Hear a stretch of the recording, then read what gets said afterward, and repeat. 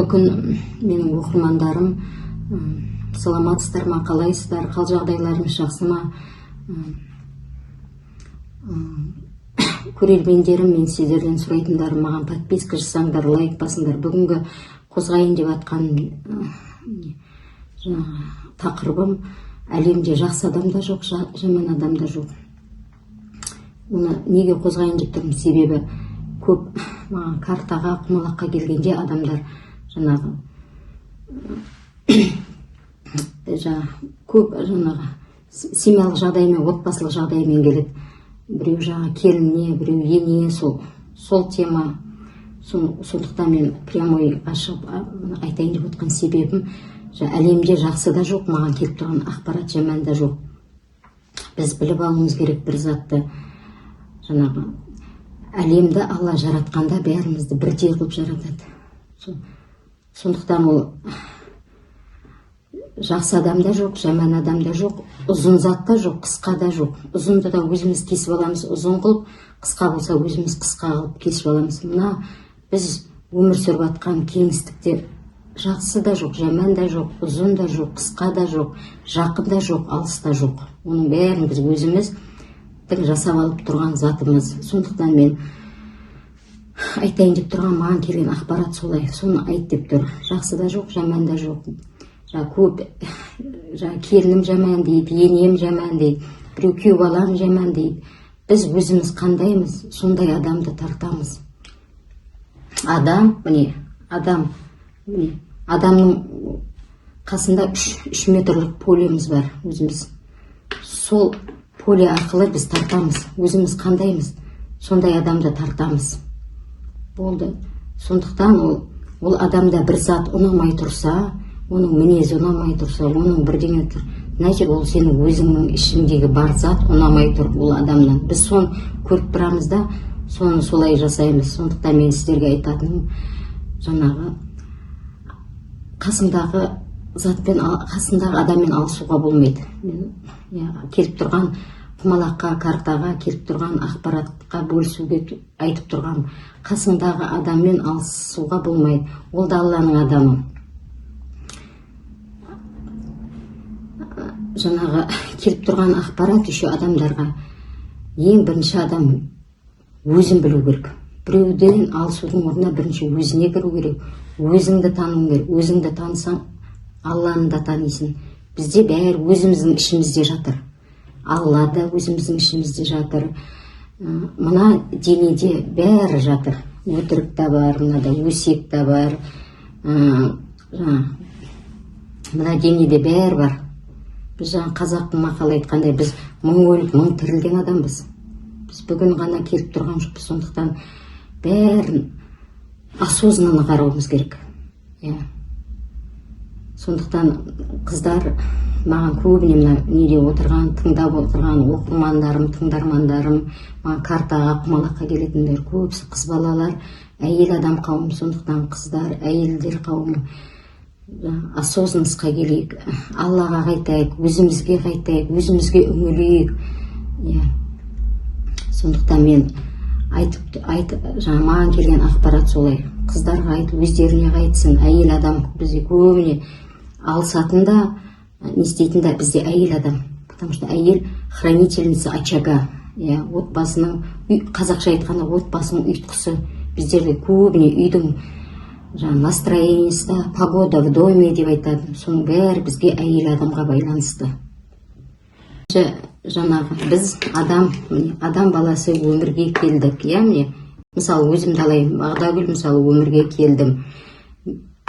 Бізді жұп-жұпымызбен жаратады. Мына жақта мен өмірге келіп атсам, мына жақта екінші адам өмірге келіп атады. Алла уже бізді ананың құрсағына салғанда екінші жұпымызды, екінші аяқ киімнің ботинкасы сияқты екінші адамды, екінші жұпымызды уже жаратады. Оны қазақ тілімен айтайын, өтеу заңымен дейді. Карма заңымен дейді. Біз бір-бірімізге қарызымыз болса, бір-бірімізге өтелмеген заттарымыз болса, соны солай оны білу, оны жаратушы Алла. Мен маған келген ақпаратты айтайын. Жаратушы Алла ол жағында білмеймін, бірақ сондай немен жаратады. Некелердің қазір көбісі кармический болып тұр, өтеу заңымен қосылған, былай тілмен айтқанда. Сондықтан мына жақтан бір адам жаратқанда, мына жақта екінші адамды жаратады. Кармический брактың да өзінің уақыты бар. Соны да біз білуіміз керек. Карма заңымен, өтеу заңымен қосылғасын, ол адамның біз тек қана минусын көріп тұрамыз. Ол заңдылық солай. Алланың өзінің сондай бір заңдылықтары бар. Барды көрсетпей қояды, жоқтан бар жасай алады. Сондықтан сен оның бар қасиетін көрмей отырасың, жоқ қасиетін сен көріп отырасың. Ол карма заңының бірінші несі. Сосын карма заңның, өтеу заңның нелігі, көбісі жаңағы карма заңында өзінің бір заңдылығы бар. 20 жылдық, 30 жылдық.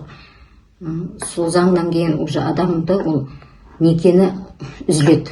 Ол көп адам маған келеді, осылай тұрдық, айырылдық, мынандай тұрдық, айырылдық. Кармический, мысалы, сенің бір күндік бір адамда қарызың бар ма, тұратын. Сол күніңді сен өтейсің бар. Бір-ақ күн бар, тұрып кететін некелер де бар. Маған келіп отырғанда, мен карта қарағанда солай. Сондықтан бәрінен де сақ болуымыз керек. Біреуге бере жақ болсақ та, алла жақ болсақ та, оның бәріне сақ болуымыз керек. Өйткені бәрі, мына әлемде бәрі есептеулі, бәрі өлшеулі. Бізде, мысалы, жаңағы су, мысалы, дүкеннен алған су, өзің үшін алып ішкен су үшін сұраласың, біреуге сатып алып берсең, ол суға сен сұралмайсың. Сондықтан бәрі заттың сұрауы бар, бәрінің есебі бар.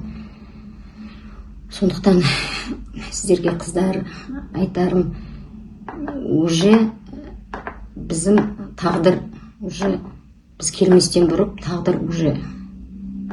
бізге тағдыр маңдайға жазып қойған көп нәрсе. Біз тек қана тағдырды өзгерте алмаймыз, тағдырға шамалы ғана әсер ете аламыз. Сондықтан соны ұмытпау керек. Маған келіп көп жазады, жолымды ашып бере аласың. Жолды біз, ешкімнің жолын ешкім аша алмайды, ешқандай құмалақшы жаба алмайды. Оны адамның өзі ашады, өзі жабады. Ол қалай ашады? Жаңағыдай, ой, менің жолым болмайды, ой, мен құрсын маған бүйтсем, маған былай десең, ол сенің жолың жабыла береді. Бізге сөз өте үлкен әсер етеді. Мен жасай алам, мен істей алам, менің қолымнан келеді деп не істесең, сондықтан тағдырға көбіне мойынсынуға тура келеді. Тағдырға қарсы жүрмеуіміз керек. Тағдырды жазып отқан Алла.